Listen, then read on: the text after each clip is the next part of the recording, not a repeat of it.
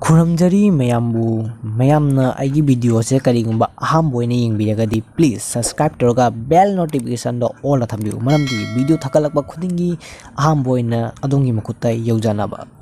इतना एग्जाम था चलिए तो कोई चलो ही नहीं गई नहीं था एग्जाम में मैं तो रोके अस्का ये जेरो मार मी कहीं नो सीधे क्यों मानना नहीं जानी पे इतना वही आऊँ हम बनी तो कदा खाओगे अस्का हम देता हमारी लाइक जा पाओ नहीं आशा है हमें क्या चलो हम दे अपन तो वही नहीं आता लेमोनी तो कदा झगड़ा होंगे ठीक ही ना भाई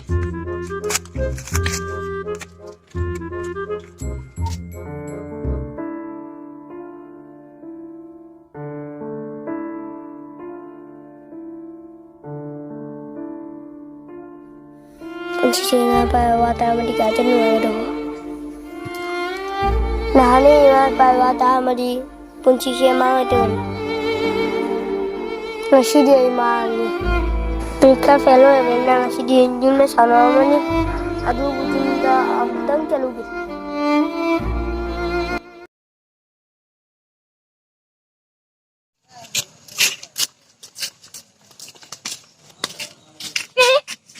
Nói không liều rồi cậu đi lo cháu đi lo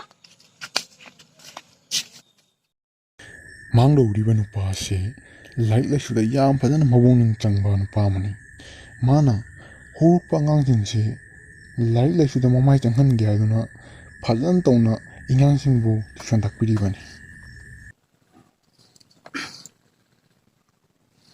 cái nói chuyện này thì tụi mình hiểu đó vô thật là cái mà xí đi nó những này nó bạn nó yêu răng cái đi cái nó là mà xí yêu răng cái nó không mà tụi mình yêu tôi đã phá sao nữa yêu răng yêu yêu năng siêu con năng siêu yêu có lên nữa năng bỏ thả ra mà xí đi tụi mình yêu cái gì cái nào nè anh lại xe lại đáp lại nè cái thà vô thôn đồ nó xí đi vô thà bạch sắp buồn bạch cái như này đó rồi buồn rồi nè hello ai tao cái đâu ba cái gì hả chú yam senang mandi dah yêu này thôi cái gì là đây bây giờ yam chẳng vấn đề tôi đi chẳng vấn rồi vấn đề thiêng anh nhỉ vậy nó không chẳng thèm lại đi thôi phải cái gì là đây bây giờ bộ cái lần rồi video này chứ alu ka thawak ki phara ne ai la ke jima la ke hoi phara thama cha noi joy ya uche gwa de kalli ya adu bu ja ngasi di sigalu sala si hayeng masigi porase phana pharu ado ai ngasi di yum da ta yadre phana phana de yum da porase ne ko ya ko ya di phara ai chalage ngasi di ngasi alu ka thawa mon di lei ko okay bye bye ngasi dulu lagi lah hayang kamu sisi polasi kamu tam siko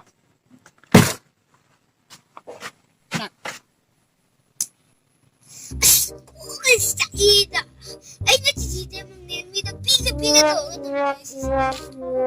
ay nung tigi mai maningay school sa pandam na holy kang dewa kaya no pino kang de po chaida ay na shukoy na mga yun gyang ta de ma ita nung ay bo ita lele lo ay da ta mo hilapon ay kay ano ko wala hilapon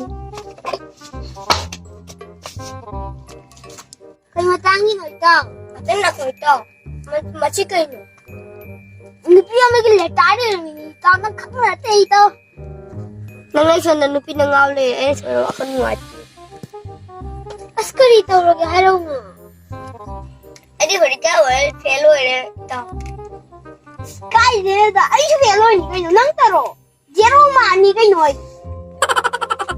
Ado di nang kama rao. Nang kang na te tao. Di le ya khata wi kai no. Kama na. Asi tao ay hay tao. Nari ngai gira hay ro ga. Piyo ja tum pangro. Ana di tao piyo kila la.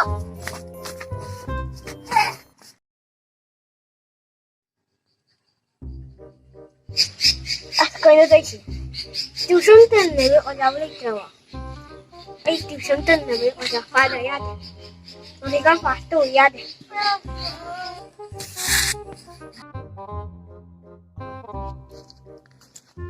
Ita nandoon na room no. Ita room sila kami ni. Ito nang jam light ang batay niya. Ado sundam niya. Ita nang tuition din namin kaya no. Ano tawag niya? Hoy ay no, ay mo dala unaru. Ado hajado kai gini. Ado bo hajado sinjai gini. Ade nei ta utarachi. Hoy ta utarachi.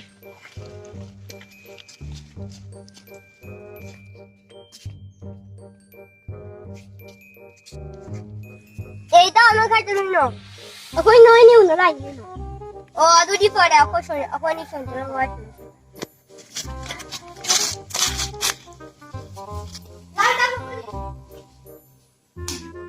Kita kan tujuan lain kami na. Oh, ini udah tahu belum kami. Aduh di kaya dah.